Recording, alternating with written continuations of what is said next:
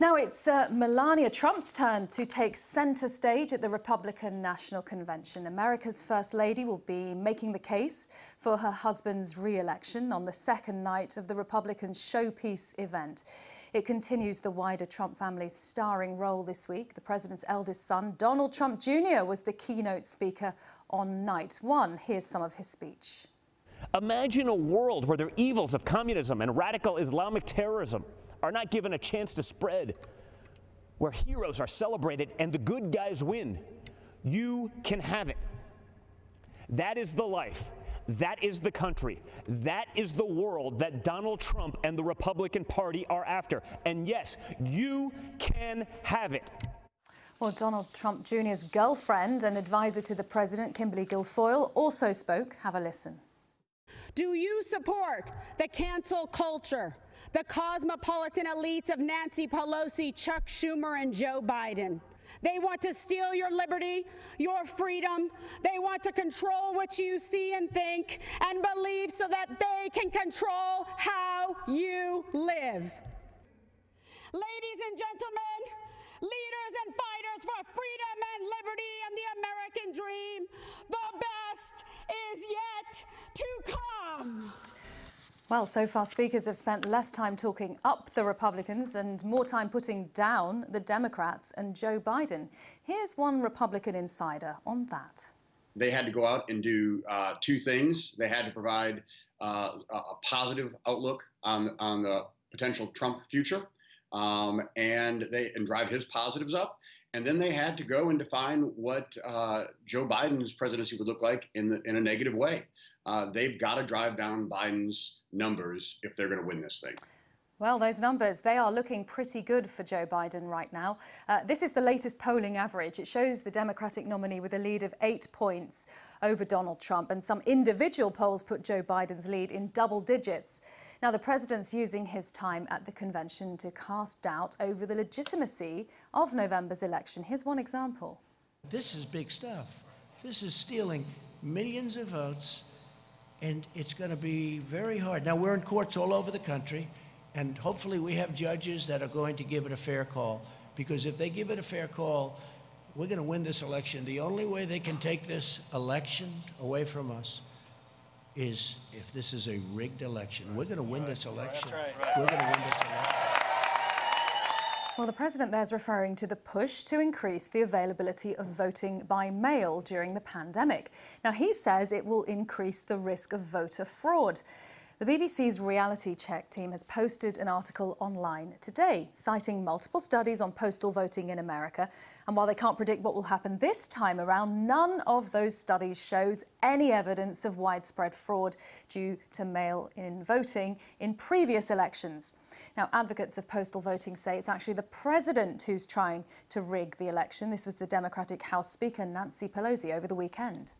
Across the nation, though, the Postmaster General is pushing sweeping new operational changes that degrade service, delay the mail, and threaten to disenfranchise voters, particularly in communities of color. Well, the current Postmaster General was handpicked by Donald Trump. This is him, Republican donor Louis DeJoy. He took up the post in June. Under his watch, the U.S. Postal Service has removed up to 600 sorting machines. Critics say it's a deliberate attempt to reduce the Postal Service's ability to process mail-in ballots. Mr. DeJoy says it was just routine decommissioning. While Republicans were gathering in Charlotte, the Postmaster General was being grilled by Congress. Here's some of the exchange. You're deliberately dismantling this once proud tradition. First, I did not direct the removal of blue collection boxes or the removal of mail processing equipment. Will you put the machines back? I'm very proud to lead the organization. The rest of your accusations are actually Will you put the high-speed machines back? No, I will not.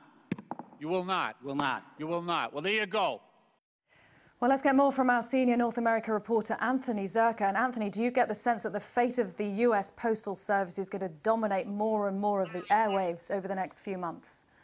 Well, I think the stakes on this are very, very high.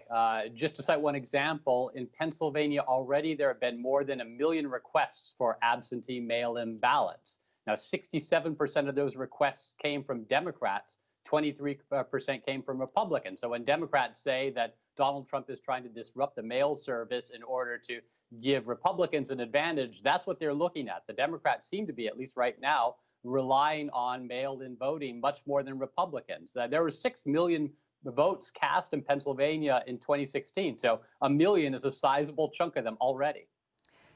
Day 2 of the Republican National Convention, I mean, do you get the sense of how the Republicans are trying to pitch this from what we saw 24 hours ago? Yeah, I think that we have a good idea of what their strategy is based on what happened yesterday, and that is they're trying to address Donald Trump's weaknesses. One of them is his handling of the coronavirus pandemic. They brought in doctors and patients and healthcare workers to say, actually, Donald Trump's doing a great job. Another question is about how Donald Trump has handled issues of race, being more divisive.